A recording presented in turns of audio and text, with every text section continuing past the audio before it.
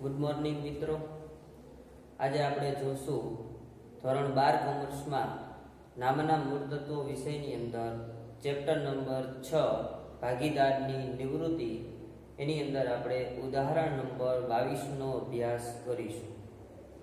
જોઈ ઉદાહરણ નંબર 22, પી, ક્યુ અને આર સરખે હિસ્સે નફો નુકસાન વહેંચતા એક પેઢીના ભાગીદારો છે। એટલે કે એ ત્રણેયનું નફા નુકસાનનું પ્રમાણ સરખું છે, 1:1:1। તેમનું પાકું સરવૈયું આપણને આપેલું છે અને નીચે એવું કીધું છે આર તારીખ 31/3/2016 ના રોજ નિવૃત્ત થાય છે। એટલે કે 3 ભાગીદાર હતા, એમાંથી ભાગીદાર આર નીકળી જાય છે, નિવૃત્ત થાય છે, તો ત્યારે શરતો છે એ નીચે મુજબ નક્કી કરેલ છે। છેલ્લે આપણને એમ કીધું છે કે જરૂરી ખાતા અને નવું પાકું સરવૈયું તૈયાર કરો। એટલે જરૂરી ખાતામાં આપણે નિવૃત્તિ છે એટલે પુનઃમૂલ્યાંકન ખાતું, ભાગીદારોના મૂડી ખાતા, રોકડ બેંક ખાતું અને પાકું સરવૈયું નિવૃત્તિ બાદનું આપણે તૈયાર કર્યું છે। તો સૌ પ્રથમ આપણે જોઈએ મૂડી દેવા બાજુએ આપણને મૂડી આપેલી છે પી, ક્યુ અને આર, બરાબર। તો મૂડી ખાતામાં જમા બાજુએ લખી, બાકી આગળ લાવ્યા તરીકે આપણે દર્શાવશું 9,000, 6,000 અને 6,000। મૂડી ખાતામાં જમા બાજુએ, બાકી આગળ લાવ્યા 9,000, 6,000 અને 6,000। એના પછી નેક્સ્ટ વિગત આપી છે આપણને સામાન્ય અનામત। એટલે કે સામાન્ય અનામત છે એ જૂના ભાગીદારો વચ્ચે જૂના પ્રમાણમાં આપણે વહેંચી છીએ, તો જૂનું પ્રમાણ છે આપણું 1:1:1। સામાન્ય અનામતને પણ આપણે ભાગીદારોના મૂડી ખાતામાં જમા બાજુએ જ વહેંચણી કરી છે, એની આમનોંધ થાય છે। સામાન્ય અનામત ખાતે ઉધાર તે ભાગીદારોના મૂડી ખાતે, એટલે મૂડી ખાતામાં આપણે જમા બાજુએ જાય ત્યાં લખી સામાન્ય અનામત ખાતે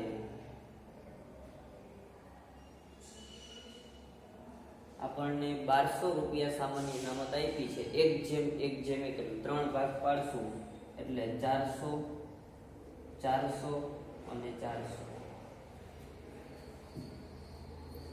એના પછી નેક્સ્ટ આપી છે રોકાણ વધઘટ ભંડોળ। તો એ આપ્યું છે આપણને 360। હવે એની ઉપર એક રોકાણ આપણને આપેલા છે, એક્સ લિમિટેડના શેર આપ્યા છે। જો એમાં વધઘટ થતી હોય તો એ આપણે એમાંથી માંડી વાળશું। તો જોઈ એક્સ લિમિટેડના શેર પાકા સરવૈયામાં મિલકત લેણા બાજુએ આપેલા છે 1,500 રૂપિયા। હવે હવાલો છે, ત્રીજો હવાલો, એક્સ લિમિટેડના શેરની બજાર કિંમત ₹1200 છે। તો એ શેર જે છે એ આપણું રોકાણ જ છે, એટલે પાકા સરવૈયામાં મિલકત લેણા બાજુએ લખી એક્સ લિમિટેડના શેર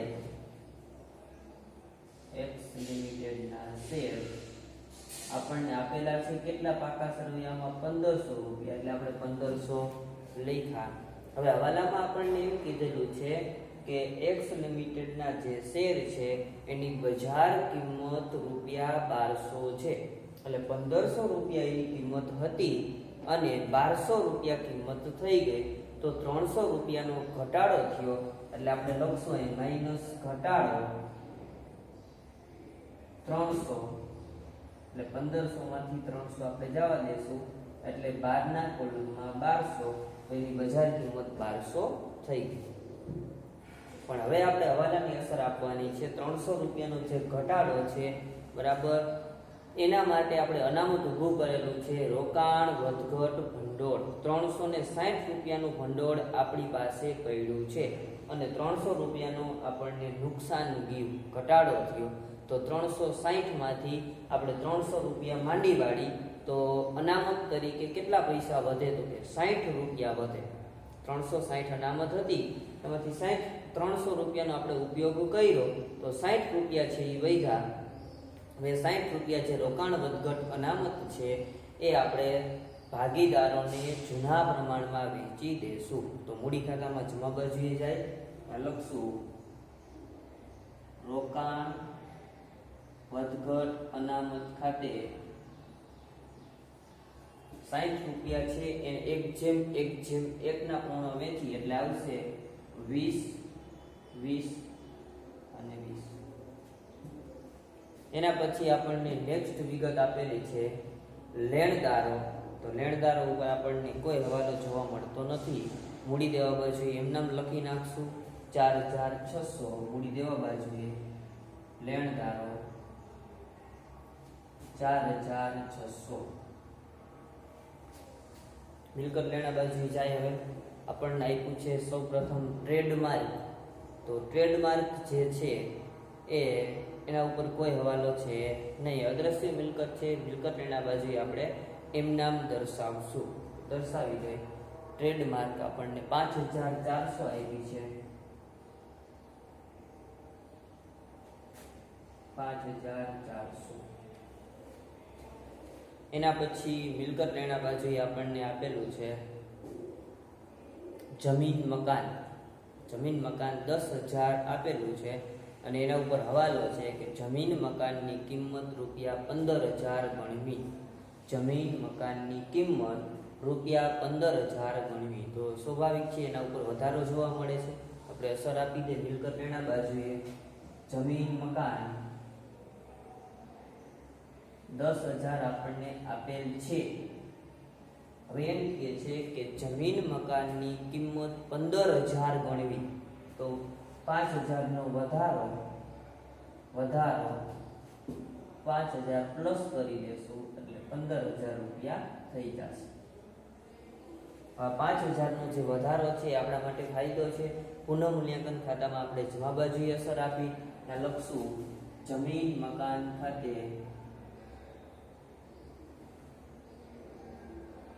કેટલો વધારો કે 5,000 નો 5,000 લખશું। એના પછી નેક્સ્ટ વિગત આપી છે એક્સ લિમિટેડના શેર જેની આપણે નોંધ કરી દીધી છે।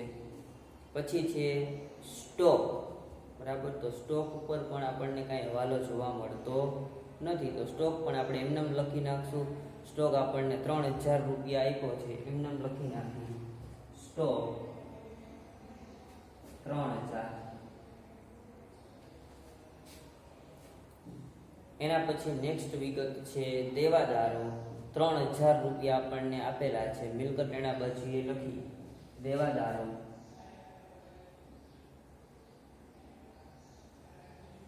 3,000। એના ઉપર હવાલો છે દેવાદારો છે એ મેં બહારના કોલમમાં લખી નાખ્યા છે કારણ કે એના ઉપર હવાલો છે પણ અસર નથી આવતી। જો એ કઈ રીતે અસર નથી આવતી તો હવાલા નંબર 4 છે બધા જ દેવાદારો સદ્ધર છે। બધા જ દેવાદારો સદ્ધર છે એટલે સદ્ધર એટલે શું? એ શબ્દ આપણે 11મા ધોરણની અંદર ભણી ગયા હોય। સદ્ધર એટલે પૈસાવાળી વ્યક્તિ। તો આપણા જે દેવાદારો આપણા જે ગ્રાહકો છે એ બધાય ગ્રાહકો છે એ નિયમિતપણે રકમ ચૂકવી દે છે એટલે ગાલખાદ અનામતની જરૂર છે નહીં। બધા જ દેવાદારો સદ્ધર છે। જો દેવાદારો અમુક એવા હોત કે જેના ઉપર આપણને શંકા જાય કે આ કદાચ રકમ આપશે કે નહીં આપે, બરાબર, એની કોઈ ગેરંટી છે નહીં, એટલે આપણે ગાલખાદ અનામતની જોગવાઈ કરતા હોય। પણ આપણને ખબર જ છે કે બધા આપણા દેવાદારો છે એ સદ્ધર છે એટલે ગાલખાદ અનામતની કોઈ જરૂર છે નહીં। તો આનું પ્યોર ગુજરાતી બધા જ દેવાદારો સદ્ધર છે એટલે એનો મિનિંગ એવો થાય કે ગાલખાદ અનામતની જરૂર છે નહીં। તો ગાલખાદ અનામતની જરૂર નથી એટલે આપણે દેવાદારો બહારના કોલમમાં લખી નાખ્યા છે। પણ હવે ગાલખાદ અનામત આપી છે એનું શું કરવું? પાકા સર્વેમાં જુઓ મિલકત લેણા બાજુએ ગાલખાદ અનામત 240। તો ગાલખાદ અનામત 240 પહેલા હતી, હવે આપણે ગાલખાદ અનામત કેટલી લખી તો કે 0, જોગવાઈ જ કંઈ કરી નથી। તો ગાલખાદ અનામતમાં ઘટાડો જોવા મળ્યો। ગાલખાદ અનામતમાં ઘટાડો કારણ કે 240 હતી અને 0 થઈ ગઈ। તો 240 રૂપિયાનો ગાલખાદ અનામતમાં જે ઘટાડો છે એ આપણા માટે ફાયદો છે કે હવે ગાલખાદ અનામતની જરૂર નથી। તો આપણે પુનઃમૂલ્યાંકન ખાતામાં જમા બાજુએ લખશું પુનઃમૂલ્યાંકન ખાતામાં જમા બાજુએ ગાલખાદ અનામત ખાતે 240 રૂપિયા। એના પછી રોકડ બેંક આપણને 1500 રૂપિયા આપી છે, બાકી તરીકે દર્શાવશું આપણે. બાકી આગળ લાવ્યા રોકડ ખાતામાં ઉધાર બાજુએ 1500 રૂપિયા. પછી આપણને નફા નુકસાન ખાતું આપેલું છે, નફા નુકસાન ખાતું 3000 રૂપિયા. તો આ શું દર્શાવે છે? તો કે ખોટ દર્શાવે છે. નફા નુકસાન ખાતાની ઉધાર બાકી છે એટલે ખોટ દર્શાવે છે. મિલકત વેણા બાજુએ તો ખોટ છે એની આપણે વહેંચણી કરી છે જૂના ભાગીદારો વચ્ચે જૂના પ્રમાણમાં. એની આમનોંધ થશે ભાગીદારોના મૂડી ખાતે ઉધાર તે નફા નુકસાન ખાતે. તો ભાગીદારના મૂડી ખાતામાં ઉધાર બાજુએ જાય ત્યાં આપણે લખી નફા નુકસાન ખાતે 3000 છે, જૂનું પ્રમાણ છે 1/1 એટલે 1000 1000 અને 1000. પાકા સર્વેની વિગતો પૂરી થઈ ગઈ છે. હવાલા જે બાકી છે એ આપણે અસર આપી દઈએ. પહેલો હવાલો છે પેઢીની પાઘડી છેલ્લા 5 વર્ષના સરેરાશ નફાની 3 ગણી ગણવી.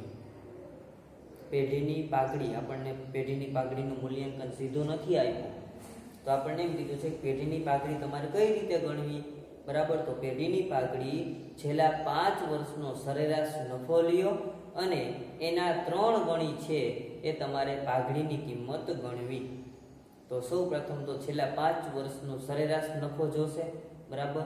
તો એની માહિતી આપણને હવાલા નંબર 6 ની અંદર આપી છે કે પેઢીનો અગાઉના 4 વર્ષનો નફો નીચે છે, બરાબર. 4 વર્ષનો નફો અહીંયા આપેલો છે અને 5મા વર્ષનો નફો આપણને પાકા સરવૈયામાં આપેલો છે, પણ નફો નથી, ખોટ છે, બરાબર. નફા નુકસાન ખાતું હમણાં જ આપણે જેની નોંધ આપી, બરાબર. તો એ ખોટ છે તો ખોટ બાદ થશે. એ આપણે પાઘડીના ચેપ્ટરની અંદર ભણી ગયા છીએ, બરાબર. તો સૌ પ્રથમ આપણે 5 વર્ષનો સરેરાશ નફો મેળવીએ. આની ગણતરી છે એ લખી લેજો. સરેરાશ નફો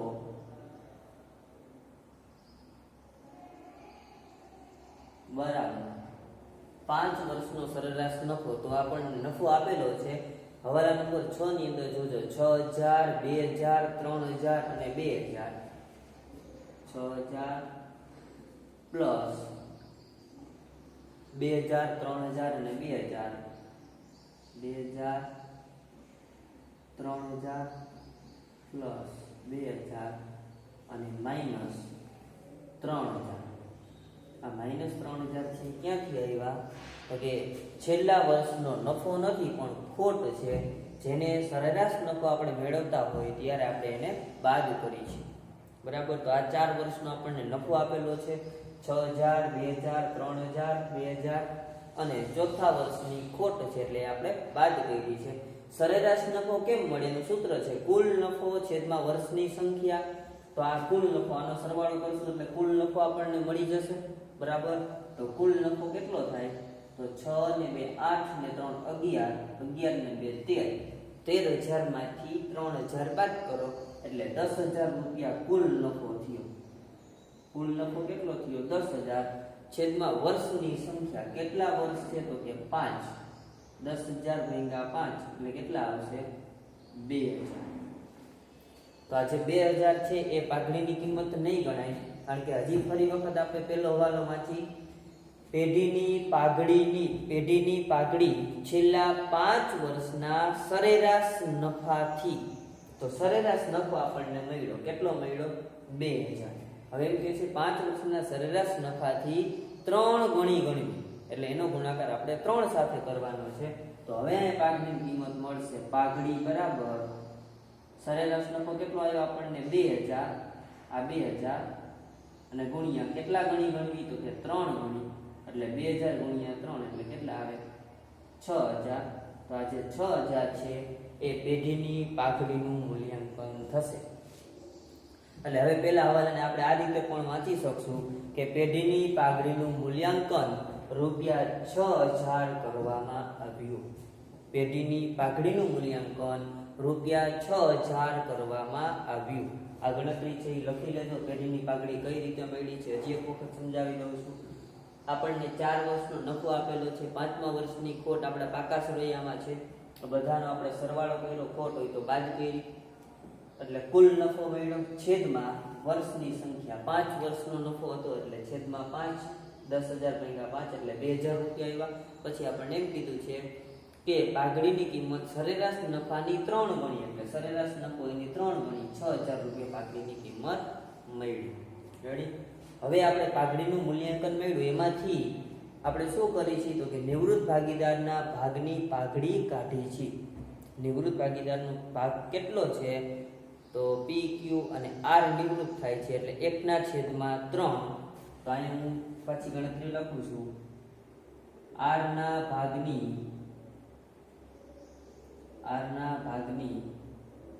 પાઘડી, પેઢીની પાઘડીનું મૂલ્યાંકન છે એ 6,000 થી કરવામાં આવ્યું, એટલે 6,000 ગુણ્યા આર નો ભાગ 1/3 જૂનું પ્રમાણ જે છે એમાંથી આપણે લીધો તો કેટલા આવશે 2,000 રૂપિયા. તો આર ને પાઘડી છે એટલે 2,000 રૂપિયા મળવા પાત્ર છે. હવે આ પાઘડી જે છે એ કયા પ્રમાણમાં આપણે વેચીએ છીએ તો કે લાભના પ્રમાણમાં, એટલે કે જે ચાલુ ભાગીદારો છે પી અને ક્યુ એ લાભના પ્રમાણમાં લાભ. બરાબર? તો લાભનું પ્રમાણ છે એ જરૂરી છે. એના માટે આપણને કંઈ કીધું હશે, જો હવાલા નંબર 7 આપેલો છે કે આર નો નફાનો ભાગ પી ને મળશે. આર નો નફાનો ભાગ પી ને મળશે. તો પી એકને જ લાભ થશે. સ્વાભાવિક છે, ચોખ્ખું આપણને કીધું છે કે આર નો જે નફો હતો પેઢીમાં એનો જે ભાગ હતો એ પી ને મળી જશે, ક્યુ ને કાંઈ મળશે નહીં. તો ક્યુ ને કાંઈ લાભ નથી થતો, માત્ર પી ને જ લાભ થાય છે. તો આર ને પાઘડી કોણ આપશે તો કે પી આપશે. તો એની આમ નોંધ થશે, પી ના મૂડી ખાતે ઉધાર તે નિવૃત્ત ભાગીદારના મૂડી ખાતે, એટલે કે તે આર ના મૂડી ખાતે. ક્યુ નું કાંઈ આવશે જ નહીં, કારણ કે એને લાભ થતો નથી. તો કેટલા આવશે 2,000 રૂપિયા. તો હવે આપણે આ પાઘડીની છે આમ નોંધ લખી, એની આપણે ખતવણી કરી દઈએ એટલે આપણી અસર છે અપાઈ જશે. તો એની ખતવણી કરી, પી ના મૂડી ખાતે ઉધાર, તેના મૂડી ખાતામાં ઉધાર બાજુએ જાય ત્યાં આપણે લખીએ આર ના મૂડી ખાતે અને રકમ લખશું આપણે પી ના કોલમમાં 2,000. એના પછી હવે તે આર ના મૂડી ખાતે, તો આર ના મૂડી ખાતામાં જમા બાજુએ જાય ત્યાં લખશું પી ના મૂડી ખાતે અને રકમ લખશું આપણે આર ના કોલમમાં 2,000. એટલે આ પાઘડીની આપણી જે અસર હતી એ આપણે આપી દીધી. રેડી? એટલે આ બે ગણતરી છે એ લખી લેજો, એના આધારે આપણને ખબર પડશે કે આર ને કેટલી પાઘડી મળે છે અને એ પાઘડી છે એ કોણ આપે છે.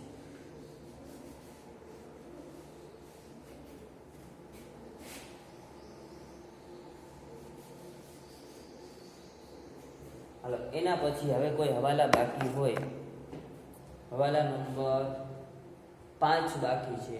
રૂપિયા 2,000 ચૂકવવાના બાકી પગારની જોગવાઈ કરી. તો ચૂકવવાનો બાકી પગાર એ આપણું દેવું છે. બરાબર? એટલે આપણે મૂડી દેવા બાજુ મૂકશું. મૂડી દેવા બાજુ લખી ચૂકવવાનો બાકી પગાર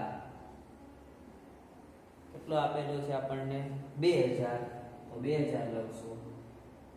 અને ચૂકવવાનો બાકી પગાર આપણે ચૂકવશું એ આપણું નુકસાન છે, એટલે આપણે પુનઃ મૂલ્યાંકન ખાતામાં ઉધાર બાજુએ પણ અસર આપશું. અહીંયા પણ આપી ચૂકવવાનો બાકી પગાર અથવા ચૂકવવાના બાકી પગાર ખાતે 2,000.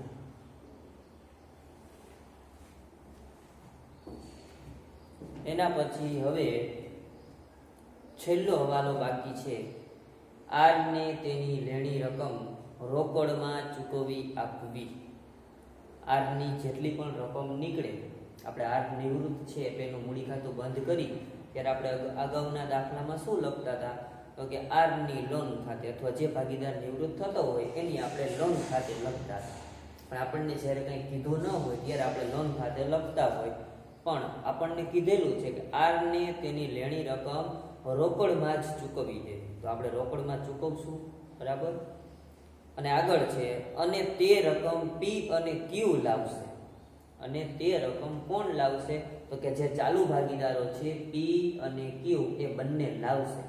એ કઈ રીતે લાવશે એ પણ કીધું છે કે એવી રીતે રોકડમાં લાવશે કે જેથી તેમની મૂડી નવી પેઢીમાં નવા નફા નુકસાનના પ્રમાણમાં રહે. તેમની મૂડી નવી પેઢીમાં નવા નફા નુકસાનના પ્રમાણમાં રહે. તો સૌપ્રથમ તો નવા નફા નુકસાનનું પ્રમાણ આપણા માટે જરૂરી છે. એ આપણને આપેલું નથી તો મેળવવું પડશે. તો આપણે મેળવી નવા નફા નુકસાનનું પ્રમાણ કઈ રીતે મળશે? તો આગળના દાખલાની અંદર આપણે એક સૂત્ર બનાવ્યું હતું કે નવા નફા નુકસાનનું જે પ્રમાણ છે એના બરાબર જૂનો ભાગ પ્લસ લાભ. બરાબર, તો અહીં લખું છું નવું પ્રમાણ બરાબર જૂનો ભાગ પ્લસ લાભ. તો નવું પ્રમાણ આપણને મળી જશે. નવું પ્રમાણ કોનું કોનું મળે? તો કે પી અને ક્યુ નું. તો પહેલા તો હું અહીં પી નું મેળવું છું. પી નો જૂનો ભાગ તો 1/1 છે એટલે 1/3 રહેશે, પ્લસ પી નો લાભ. પી નો લાભ એટલે કે પી ને કઈ લાભ થાય છે, આર નીકળી જાય છે તો પી ને કઈ લાભ થાય છે. બરાબર, તો હા આપણને 7મા હવાલામાં કીધું છે કે આર નો નફાનો ભાગ પી ને મળશે. તો આર નો જેટલો નફો છે બધો પી ને મળી જાય છે. આર નો નફો કેટલો છે? તો કે 1/3 એટલે કે બધાનો ભાગ સરખો હતો. તો પી નો લાભ કેટલો છે? તો કે આર નો જેટલો નફો હતો એટલે એનો લાભ, એટલે 1/3. આર નો ભાગ 1/3 હતો. આર નો બધો ભાગ પી ને મળી જાય છે એટલે આ બંનેનો આપણે સરવાળો કરી દેશું. છેદ સરખા જ છે, 1 ને 1 2 એટલે 2/3. એના પછી ક્યુ. તો ક્યુ નો જૂનો ભાગ કેટલો છે? તો 1/3 પ્લસ ક્યુ ને લાભ તો કે કાંઈ નથી થતો, આપણને કંઈ કીધું નથી. તો લાભ એનો 0 છે એટલે જવાબ મળશે આપણને 1/3. તો ટૂંકમાં નવું પ્રમાણ જે છે એ આવશે 2/1. જ્યારે પણ આપણે જરૂર પડશે ત્યારે નવું નફા નુકસાનનું પ્રમાણ કેટલું છે? 2/1. બરાબર. હવે આપણે છેલ્લા હવાલાની અસર આપી. આર ને તેની લેણી રકમ રોકડમાં ચૂકવી આપવી. તો આરની લેણી રકમ કઈ રીતે મળે? તો કે આપણે છે એ મૂડી ખાતું આરનું બંધ કરી તો આપણને ખબર પડે તો આપણે રોકડમાં ચૂકવી દઈએ. તો આરનું મૂડી ખાતું છે આપણે બંધ કરશું. આર એનો સરવાળો કરી 8,420 આવશે. સરવાળો એક વખત કરી લેજો. 8,420 સોરી, કારણ કે હજી મૂડી ખાતું જે છે એની અંદર પુનઃમૂલ્યાંકન ખાતાનો નફો અથવા ખોટ પણ આવે છે. એ આપણે હજી નથી કર્યું. તો પુનઃમૂલ્યાંકન ખાતું સૌપ્રથમ બંધ કરશું, પછી હવાલાની અસર અપાશે. પુનઃમૂલ્યાંકન ખાતું બંધ કરો એટલે આ બાજુ સરવાળો આવશે 5,240. તો આ બાજુ પણ આપણે લખીએ 5,240. રેડી. હવે આપણને તફાવત મળશે. કઈ બાજુ તફાવત મળે? તો કે જે બાજુએ ઓછો સરવાળો હોય અહીં તક તફાવત મળશે 3,240. ત્યાં ઉધાર બાજુ તફાવત મળ્યો એટલે આપણે શું લખશું? તો કે નફો. કોને કોને મળશે? ત્રણેય જૂના ભાગીદારો ત્રણેયને મળશે, પી ક્યુ અને આર. અને લખશું મૂડી ખાતે લઈ ગયા.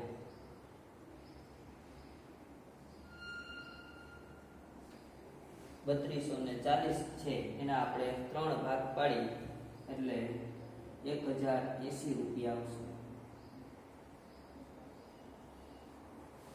મૂડી ખાતે લઈ ગયા. અહીંયા ઉધાર બાજુ આપણને મળ્યું, મૂડી ખાતાની જમા બાજુ લઈ જાય. પુનઃ મૂલ્યાંકન ખાતે કાઉન્સમાં આપણે લખશું નફો છે. બધામાં 1,080 અને 1,000. હવે આપણે આર ને રકમ ચૂકવશું, કારણ કે અત્યારે આપણી આરની જે ચૂકવવાની રકમ હતી તો આરને નફો મળ્યો છે 1,080, એ પણ આપણે ચૂકવવા પડે ને. એટલે ત્યારે હજી આપણે પુનઃમૂલ્યાંકન ખાતું બંધ નહોતું કર્યું તો આપણો જવાબ ખોટો આવી શકે. એટલે હવે આપણે આરની લેણી રકમ, જો હવાલા નંબર 8, આરને તેની લેણી રકમ રોકડમાં ચૂકવી આપવી. તો આરની લેણી રકમ છે એ આપણે ચૂકવી છીએ. હવે આપણે સરવાળો કરી 9,500 રૂપિયા આવશે. 9,500 જમા બાજુ હું લખું છું 9,500, ઉધાર બાજુ પણ લખું છું 9,500. હવે 9500 માંથી 1000 ઉપરના આપણે બાદ કરશું એટલે આવશે 8500. તો r ને ખરેખર આપણે કેટલા ચૂકવવાના થયા તો કે 8500.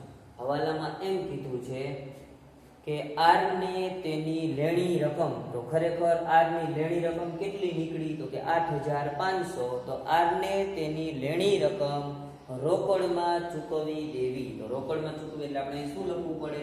રોકડ ખાતે. રોકડ ખાતે. તો r ને આપણે 8500 ચૂકવી. તો આ બાજુ આપણે લખ્યું અહીં ઉધાર બાજુએ. તો રોકડ ખાતામાં કઈ બાજુ આવે? જમા બાજુ. પણ એ કઈ રીતે આવે એ પણ આપણને ખબર હોવી જોઈએ. બરાબર, કઈ રીતે?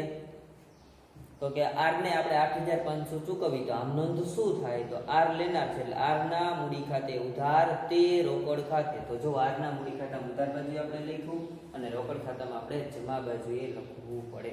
એટલે આપણે જમા બાજુએ લખી. ત્યાં લખી r ના મૂડી ખાતે 8500. તો r ને તેની લેણી રકમ છે ચૂકવાઈ ગઈ. રેડી. હવે આપણે શું કરશું? તો હજી હવાલો જોવો, એ હવાલામાં જ છે બધું.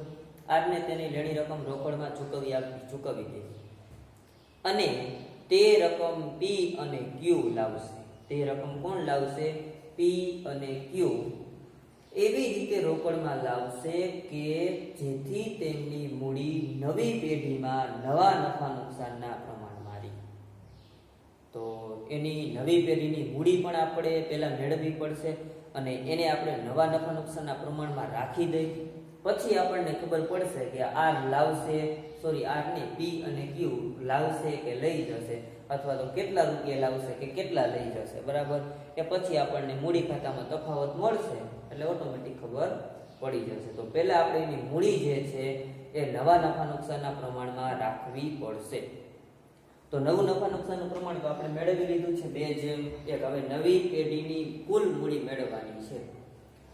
તો નવી પેઢીની કુલ મૂડી મેળવી એના પહેલા નવી પેઢીની મૂડીમાં આપણને થોડાક રૂપિયાની ખબર પડી ગઈ છે કે આટલા નવી પેઢીમાં આવ્યા. કેટલા? તો કે 8500. પણ ત્યાં લખ્યું છે કે r ને તેની લેણી રકમ રોકડમાં ચૂકવી દીધા અને એ રકમ p અને q લાવશે. તો p અને q 8500 લાવશે બેથી, તો એ નવી પેઢીની જ મૂડી થશે. એટલે અહીંયા હું ગણતરી લખું છું, આ ગણતરી પણ લખી લેજો. નવી પેઢીની કુલ મૂડી. નવી પેઢીમાં r ને ચૂકવવા માટે કેટલા લાવ્યા? તો કે 8500. એટલે એક આ રૂપિયા નવી પેઢીમાં ગણાશે અને બીજી નવી પેઢીમાં કોણ કોણ ભાગીદારો ચાલુ છે? તો કે p અને q. તો એની જે મૂડી આવશે, અત્યારે આપણે આ p નો તમે સરવાળો કરો આ બાજુ, પછી આ બાજુ એ લોકો તફાવત મેળવો. તો p ની પણ મૂડી કંઈક ચાલુ રહેશે ને, એ મૂડી પણ નવી પેઢીની મૂડી ગણાશે. તો પહેલા આપણે p અને q એ બંનેનો આપણે તફાવત મેળવી. કેટલો તફાવત છે? તો કે 6000 ને 7500. એટલે અહીં હું ગણતરી લખું છું. બરાબર, ખાસ ગણતરી કોઈ ભાર આપજો. q કૌંસમાં જમણી બાજુનો સરવાળો કેટલો આવ્યો? 6 ને 7000, 7100, 7500 માઈનસ ઉધાર બાજુનો સરવાળો q નો ઉધાર બાજુનો સરવાળો કેટલો છે? તો કે 1000. એટલે અહીં 1000 બાદ કરી દો. એટલે અત્યારે આપણે જો એની મૂડી મેળવવા જાય તો આપણને આટલી મૂડી મળે. એટલે આપણે લખતા નથી અત્યારે, કારણ કે હજી એમાં સરવાળામાં વધારો ઘટાડો થશે, કારણ કે એ પૈસા લાવશે અથવા તો લઈ જશે. બરાબર, તો અત્યારના સંજોગોમાં એના જમા બાજુનો સરવાળો 7500 આવ્યો, ઉધાર બાજુનો સરવાળો છે 1000. હવે આપણે બાદ કરી એટલે એની મૂડી કેટલી ગણાય? તો કે 6500 ગણાય. એવી રીતે p. બરાબર, તો p ની મૂડી પણ તમે મેળવી શકો. 10100, 10500 આવશે. 10500 માઈનસ આ બાજુનો સરવાળો છે 2 ને 3000. આપણે બાદ કરી 3000 આવશે 7500. એટલે હવે ખરેખર નવી પેઢીની કુલ મૂડી છે એ કેટલી ગણાય? બરાબર, તો એ આપણને આના ઉપરથી ખબર પડે. એ કેમ આવ્યું હજી એક વખત સમજાવું છું. નવી પેઢીની કુલ મૂડી પહેલા તો સૌ પ્રથમ p અને q આર ને ચૂકવવા માટે કેટલા લાવવાના છે તો કે 8500, એટલે એક રકમ એ આવશે નવી પેઢીની મૂડીમાં. અને બીજી બે રકમ કઈ આવશે તો કે જેટલા ભાગીદારો ભાગીદારી પેઢીની અંદર ચાલુ રહ્યા છે, ચાલુ ભાગીદારી પેઢીની અંદર છે પી અને ક્યુ, તો પી અને ક્યુ ની જે મૂડી આવે છે આપણે મેળવશું, અને એ જે મૂડી છે એ પણ નવી પેઢીમાં આવશે. તો ક્યુ ની પણ આપણે મેળવી અને પી ની પણ મેળવી. એ કઈ રીતે મળે આપણને ખબર જ છે, મૂડી ખાતાની જમા બાજુનો સરવાળો કરવાનો, એમાંથી ઉધાર બાજુનો સરવાળો બાદ કરવાનો. તો એમ આપણને ક્યુ ના મળે છે 7500 - 1000 એટલે 6500, અને પી ની મૂડી મળે છે 10500 માંથી 3000 બાદ કરો એટલે 7500. હવે એનો આપણે સરવાળો કરીશું 22500. 22500 આપણને જે મળ્યા એ 22500 નવી પેઢીની કુલ મૂડી થઈ. હવે આ નવી પેઢીની કુલ મૂડી છે એને આપણે નવા નફા નુકસાનના પ્રમાણમાં રાખવાની છે એવું કીધું છે, બરાબર. આ લખી લેજો. 22500 છે એને આપણે નવું નફા નુકસાન કોણ શું છે તો કે 2/1.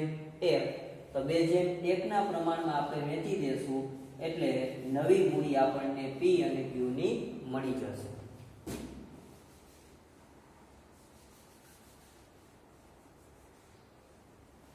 કેટલી આવી નવી પેઢીની કુલ મૂડી તો કે 22500. 22500 અહીં હું લખું છું મૂડી પી અને ક્યુ. 22500 આવી. નવા નફા નુકસાનના પ્રમાણમાં વહેંચણી કરો. 22500 ગુણ્યા નવું નફા નુકસાનનું પ્રમાણ શું હતું તો કે 2/1, એટલે 22500 ગુણ્યા 2/3. 22500 ગુણ્યા 2/3 એટલે પી ની મૂડી તમને મળશે 15000, અને 22500 ગુણ્યા 1/3 એટલે ક્યુ ની મૂડી તમને મળશે 7500, એટલે 22500 છે એ થઈ જશે. તો આ મૂડી છે એ આપણને નવી પેઢીની કુલ મૂડી મળી, એમાંથી આપણે બે ભાગીદારને ડિવાઈડ કરી નવા પ્રમાણમાં. તો આ મૂડી આપણને મળે ક્યાંથી તો કે મૂડી ખાતામાં ઉધાર બાજુ મળે તો અહીંયા આપણે લખી નાખી બાકી આગળ લઈ ગયા. આર માં કાંઈ ન મળે એટલે એમાં ડેશ 15000 અને 7500. 15000 અને 7500 આ મૂડી આપણને પેલા અહીંયાથી મળે તો અહીંયાથી આપણે મૂડી દેવા બાજુ લઈ જાય, તો મૂડી દેવા બાજુ આપણે લઈ ગઈ, અહીંયાથી આપણે અહીંયા લાવી. હવે આપણે શું કરવાનું છે, પાછો એક વખત હવાલો વાંચો. અહીંયા હવાલામાં કીધું છે કે આર ને તેની લેણી રકમ રોકડમાં ચૂકવી આપી, તો આપણે ચૂકવી દીધા. અને તે રકમ પી અને ક્યુ એવી રીતે લાવશે તો એ પણ આપણે લાવ્યાની ગણતરી પણ બતાવી દીધી, મૂડી પણ મળી ગઈ. એવી રીતે લાવશે કે જેથી તેમની મૂડી નવી પેઢીમાં નવા નફા નુકસાનના પ્રમાણમાં રહે.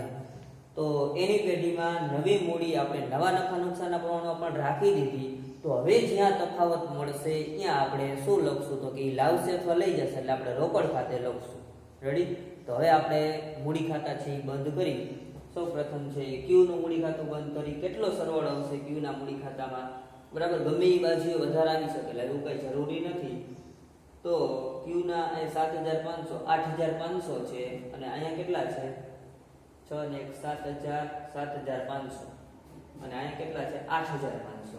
તો આ બાજુ સરવાળો વધારે આવ્યો, ક્યુ માં ઉધાર બાજુનો સરવાળો વધારે આવે છે 8500. તો જમા બાજુ પણ આપણે લખશું 8500. હવે તફાવત મેળવી 8500 માંથી ઉપરની રકમ જાય 7500 એટલે 1000 નો તફાવત મળશે. 1000. તો 1000 રૂપિયા છે એની સામે આપણે શું લખશું? રોકડ ખાતે. અહીંયા પ્રશ્નાર્થના કામ મેળવેલી રકમ છે. તો આ 1000 જે છે એ શું બતાવે છે? તો એવું બતાવે છે કે આ પેઢીમાં નવા નફા નુકસાનના પ્રમાણમાં નવી મૂડી રાખી, આરને ચૂકવવા માટે રકમ લાવ્યા, એટલે ક્યુ ને ટોટલ કેટલા રૂપિયા લાવવાના થયા તો કે 1000 લાવવાના થયા. બરાબર? તો અહીંયા આપણે મૂડી ખાતામાં જમણી બાજુ લખ્યું છે, તો રોકડ ખાતામાં કઈ બાજુ આવે તો કે ઉધાર બાજુ. તો રોકડ ખાતામાં ઉધાર બાજુ આપણે લખી ક્યુ ના મૂડી ખાતે 1000, અને રોકડ આવે એટલે રોકડ ખાતે ઉધાર તે ક્યુ ના મૂડી ખાતે, રોકડ ખાતે ઉધાર તે ક્યુ ના મૂડી ખાતે, તો 1000 લાવ્યો ગણાય. બરાબર, એટલે લાવવાના પણ થાય અને લઈ પણ જાય. જો વધારે મૂડી પહેલા લાવી તો ત્યારે લઈ જવાના રહીએ. બરાબર, તો હવે આપણે p નો સરવાળો કરીએ. p નો સરવાળો છે એ તમને આ બાજુ વધારે મળશે. બરાબર, 15 ને 3 18,000 રૂપિયા મળે છે. કેટલો મળે છે? 18,000. બરાબર, આ બાજુ કેટલો છે? 9 ને 1 10,000, 10,000 ને 11,500, સોરી 10,500 જ મળશે. અને આ બાજુ સરવાળો છે 18,000. અહીં 18,000 લખી, અહીં પણ 18,000 લખશું. અને 18,000 માંથી ઉપરની રકમ છે એ તમે બાદ કરો. ઉપરની રકમ કેટલી હતી? 10,500. 18,000 માંથી 10,500 બાદ કરો એટલે આવશે 7,500. તો 7,500 રૂપિયા જે છે એ કોણ લાવશે? તો કે એ p લાવશે. 7,500 p લાવશે. એટલે જો એનો સરવાળો ઓટોમેટિક મેળે આવી જશે. આપણે r ને કેટલા ચૂકવવાના હતા? બરાબર, તો કે r ને 8,500 ચૂકવવાના હતા. બરાબર, તો એમાંથી 1,000 કોણ લાવ્યું? તો કે q લાવ્યો. અને p કેટલા લાવ્યા? 7,500. એ ઓટોમેટિક આપણને એની રકમ છે એ મળી જ જાય. તો અહીંયા આપણને જમા બાજુ તફાવત મળ્યો. આપણે ઉધાર બાજુ લખશું. બરાબર, અહીંયા શું લખશું? તો કે p ના મૂડી ખાતે, p ના મૂડી ખાતે કેટલી રકમ? 7,500.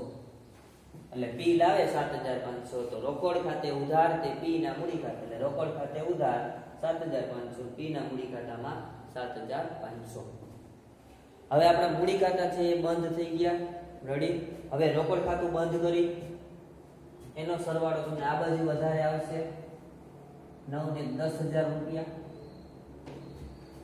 અહીંયા પણ 10,000. 10,000 માં 8,500 જાય એટલે 1,500 રૂપિયા એ લખશું. બાકી આગળ લઈ ગયા. તો રોકડ ખાતાની બાકી મિલકત એના બાજુ આપણે મૂકી છે, અહીંયા લખી નાખી. રોકડ શિલક 1,500. રોકડ શિલક કેટલી આવે છે?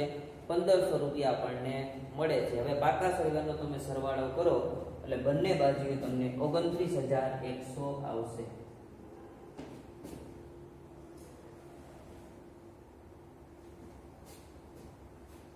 આવા દાખલાની અંદર છેલ્લો હવાલો આપણો હોય છે કે મૂડી નવા નફા નુકસાનના પ્રમાણમાં રાખવી એ ખાસ મહત્વનો હોય છે.